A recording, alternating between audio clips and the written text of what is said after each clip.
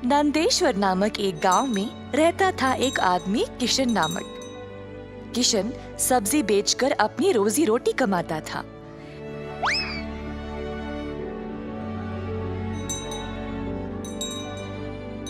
किशन अकेला था तो उसी को खेत जाकर किसानों से सब्जी लाना पड़ता था। अपनी मेहनत की कमाई किशन बहुत संभाल कर जमा करता था, परंतु किशन अपनी कमाई से संतुष्ट नहीं था और कुछ अच्छा और बड़ा करना चाहता था। एक दिन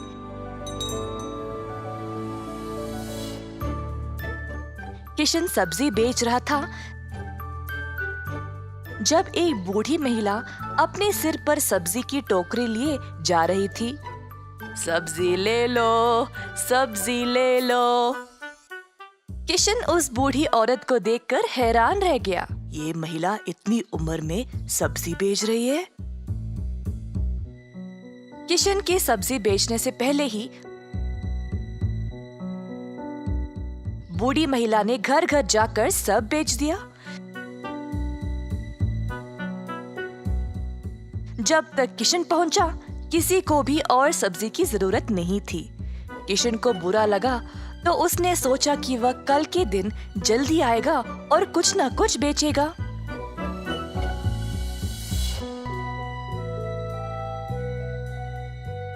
परंतु अगले दिन भी वही हुआ। कुछ दिन बीत गए और किशन जानना चाहता था कि यह बूढ़ी महिला इतनी जल्दी सब्जी कैसे बेच रही थी, तो वह उसका पीछा करने लगा। बूढ़ी महिला को पता चल गया और फिर उसने मुड़कर किशन से पूछा, बेटा, तुम मेरा पीछा क्यों कर रहे हो? क्या जानना चाहते हो? आओ पूछो मुझे। मुझे माफ करिएगा, पर मैं हैरान हूँ ये देखकर कि आप सब्जी हर रोज इतना जल्दी जल्दी कैसे बेच रही है। कुछ दिनों से मैं कुछ भी नहीं बेच पाया और मुझे पता नहीं मैं क्या करूं। मैं तो कई सालों से सब्जी बेच रही हूँ बेटा, और मैं इस काम से कभी नहीं थकती हूँ। तो बेटा, तुम रोज क्या करते हो? मैं किसानों के पास से सब्जी लेता हूँ और फिर गांव में आकर बेचता हूँ। जो भी कमाई है उससे अपना गुजारा करता हूँ। अब आपकी वजह से कई दिनों से मैंने कुछ भी नहीं कमाया। किसानों से सब्जी क्यों लेते हो? खुद की सब्जी क्यों नहीं उगाते? मुझे मदद के लिए कोई नहीं है। मैं एक छोटी सी झोंपड़ी में रहता हूँ और मेरे पास कोई जमीन भी नहीं है खेती बाड़ी करने के लिए। तुम्हें कोई बड़ी जमीन की जरूरत नहीं है। अपने घर के इर्द गिर्द जितनी भी जगह है उसमें ही तुम सब्जी उगाना शुरू करो। मुझे ये बोलने के लिए बहुत शुक्रिया अम्मा। अब केवल उगाना ही नहीं, अच्छे उर्वरक का उपयोग भी करना, तब तुम्हारी फसल अच्छी होगी। किसान सीधा घर गया और अपने घर के चारों ओर बीज बोने लगा। उसने थोड़ी सी भी जगह जाया होने नहीं दी। उसने जड़ खाने वाले सब्जियां, झाड़ियां, लताओं को बोया। कुछ हफ्तों बाद उसके सब्जियां अच्छे से उगने लगी। किशन ने उनको उखाड़ा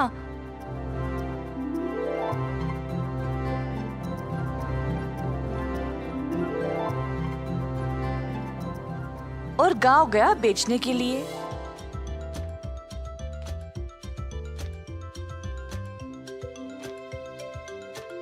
दिन पे दिन किशन को और सब्जी उगने लगी।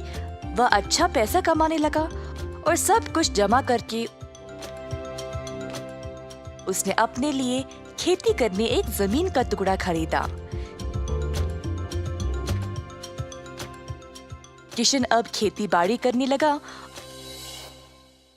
और उसकी फसल अच्छी खासी निकलने लगी। जल्द उसने एक सब्जी की दुकान खोल ली, कई तरह के सब्जियों के साथ। गांव के सारे लोगों को किशन की सब्जियां अच्छी लगने लगी और उसी के पास आने लगे सब्जी खरीदने। किशन ने अब नौकर चाकरों को भी काम पे लगाया और अपनी दुकान को और बड़ा कर दिया। एक साल के अंदर ग्राम प्रधान ने देखा कि कैसे किशन ने मेहनत करके अपने आप को खड़ा किया है। उनको किशन बहुत पसंद आया और अपनी बेटी का हाथ किशन को विवाह में दे दिया। किशन के पास अब एक सफल कारोबार, एक सुंदर परिवार और एक अच्छा जीवन था। अतः थोड़ी सी बुद्धि और मेहनत से उसका सपना पूरा हो गया। एक लंबे समय पहले एक गांव में हेमंत और शारदा नामक पति पत्नी रहते थे। उनका रितिका नामक एक सुंदर सी बेटी भी थी। हेमंत अपनी बेटी से बहुत प्यार करता था। वो जो भी मांगती थी हेमंत उसे देता था। रितिका को पेड़ पौधे उगाना बहुत पसंद था। हेमंत खेती करते हुए आए पैसों से अपने परिवार का देखभाल करता था। एक दिन जब रितिका पाठशाला से वापस आ रही थी, उसे रास्ते में एक आदमी आम के पौधों को बेचते हुए नजर आता है। मेरे घर के पास बहुत सारा खाली जगह है, इन पौधों को लेके वहाँ उगा सकती हूँ। ऐसे सोचकर वो उस आदमी के पास जाती है। अंकल, आपके पास मौजूद सारे अलग अलग पौधों में से एक एक प्रकार मुझे दे दीजिए ना। इतने प्रकार के आम के पौधों के साथ तुम क्या करोगे बेटी? मेरे घर के पास खाली जगह है, वहाँ इन्हें उगाऊंगी। ठीक है बेटी। ऐसे वो उस आदमी के पास के सारे प्रकार का एक एक पौधा लेके जाती है। रितिका उन पौधों को लेके अपने घर के पास लगाती है। एक दिन हेमंत उस खाली प्रदेश में मौजूद आम के पौधों को देखता है। अरे, इस खाली स्थान में पौधे कहाँ से आए? अगर ये पौधे पेड़ बन गए तो उनके जड़ों के वजह से ये घर बनाना मुश्किल हो जाएगा। कभी ना कभी मुझे इस स्थान में एक घर बनाना ही होगा। ये फैसला करके उन पौधों को निकालने ही जाता है जब उसकी बेटी रितिका वहाँ आके देखती है। पापा, आप उन पौधों को क्या कर रहे हो? इस स्थान में एक बड़ा घर बनाना है ना बेटा। ये पौधे जब पेड़ बन जाएंगे तो उन्हें निकालना मुश्किल हो जाएगा, इसीलिए उन्हें अभी निकाल दे रहा हूँ। पापा, आपको तो पता है ना कि मुझे पौधे उगाना बहुत अच्छा लगता है। मेरी अध्यापक भी कहती है कि पौधे उगाना अच्छी आदत है, और इतना ही नहीं, पौधों से हमें ताजा ऑक्सीजन भी मिलता है। मुझे इस खाली स्थान में पौधों को उगाना है, मेरे लिए इन्हें रहने दीजिए ना। ठीक है बेटा, मैं तुम्हें कैसे ना करूँगा। तुम्हारे लिए इन पौधों को नहीं निकालूंगा, ठीक है? ऐसे कह के वहाँ से चला जाता है। तब से रितिका उन पौधों को ध्यान से पानी डाल के उनका ख्याल रखती है। कुछ सालों बाद वो पौधे बड़े आम के पेड़ बन जाते हैं और बहुत सारे आम देते हैं। ये देख रितिका बहुत खुश होती है।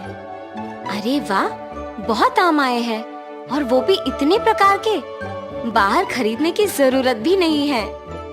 उसी साल में हेमंत की खेती में पानी ना रहने के कारण फसल नहीं आता है, और उसे समझ नहीं आता है कि वो उसका कर्ज कैसे चुकाएगा, और इस सोच में पड़ जाता है। अरे क्या हुआ जी, आप ऐसे क्यों हो? हाँ, मुझे समझ में नहीं आ रहा है कि मैं लिया हुआ कर्ज कैसे चुकाऊंगा। रितिका उसके माँ बाप की बातें सुनकर सोच में पड़ जाती है। मैंने जिन पौधों को उगाया है उन पे बहुत आम आए हैं। अगर उनको बेचेंगे तो बहुत पैसे आएंगे। मुझे ये बात पापा को बताना है। पापा, आप निराश मत होना। आपकी बातें सुनने के बाद मुझे एक योजना आया है। क्या कह रही हो बेटी? पापा, आप पहले मेरी बात तो सुनिए, आपको तब समझ में आएगा। ठीक है, बोलो बेटी। पापा, क्या आपने देखा कि हमारे आम के पेड़ों पे कितने आम उगे हैं? पता नहीं बेटा, मैंने देखा ही नहीं। वैसे इस समय में आम के बारे में क्यों बात कर रही हो? एक बार सोचिए तो पापा, उन आम को अगर आप बेचेंगे तो बहुत पैसे आएंगे। अरे हाँ, ये तो बहुत अच्छा सोच है बेटी। मुझे तो उन पेड़ों के बारे में याद ही नहीं आया। बसंत का मौसम होने के कारण ये सोच के ज्यादा पैसे देंगे कि आम जल्दी आ गए, इससे हमारा कर्ज भी चुका सकता हूँ। ऐसे खुशी से कहता है। अगले दिन सुबह हेमंत उन पेड़ों के पास जाकर सारे आम को इकट्ठा करता है, एक बंडी पे लगा के बेचने लगता है। आम आम, मीठे आम, नारियल आम, बंगिनपल्ली आम, चित्तूर के आम, नूजीवीडू के आम, नीलम के आम, ऐसे अलग अलग प्रकार के आम को मैं आपके घर के पास लाया हूँ। लीजिए लीजिए।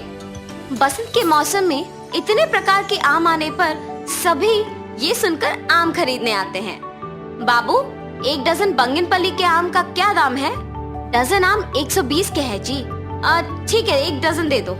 ऐसे उसके सोच के अनुसार ही जितना भी दाम हो लोग उससे खरीदते हैं। उसके पास के सारे आम बिक जाने पर वो खुशी खुशी घर लौटता है। घर जाते ही आम बेचने से आए हुए पैसों की गिनती करता है। इस साल मेरे खेती में नुकसान आने के बावजूद मेरी बेटी की एक अच्छी आदत की वजह से आज मेरे पास पैसे हैं। रितिका, रितिका। जी पापा, क्या आपने उन आम को बेच दिया? सारे आम बिक गए बेटी, और आज अगर मेरे पास इतने पैसे हैं तो वो सिर्फ तुम्हारे वजह से। उस दिन मैंने हमारे घर के लिए उन पौधों को निकालना चाहता था, अगर रुक गया तो सिर्फ तुम्हारे लिए। आज हमें इस कठिन परिस्थिति से तुम्हारे आम के पेड़ ही बचाए हैं। अब मैं बाकी के आम भी बेचूंगा। ऐसे वो सारे आम को बेच के आए हुए पैसों से एक नया आम का दुकान लगाता है। वहाँ आम बेचते हुए परिवार के साथ खुशी से रहता है।